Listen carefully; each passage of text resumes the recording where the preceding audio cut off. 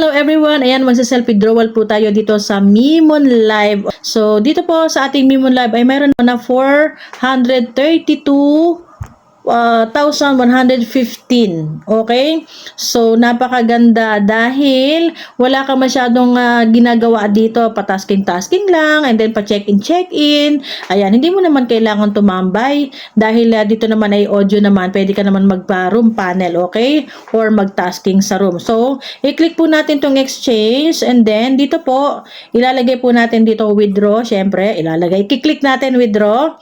And then, syempre po, ilan ang laman niyan? 43. Ang kailangan po daw nating withdrawin is yung $41 lang. Pero, mag-iwan ako ng barya, okay? So, i-click ko lang po dito is yung 40.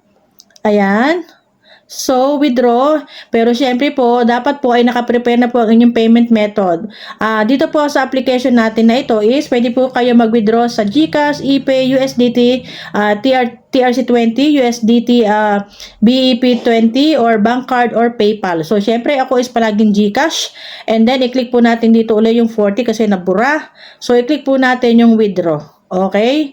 Withdraw. And then, operation successful. So, ibig sabihin, maya-maya po, ando na po siya sa ating GCash. So, diba? Nakakatuwa dahil patasking-tasking ka lang. Mayroon ka na naman pambili ng ulam at bigas.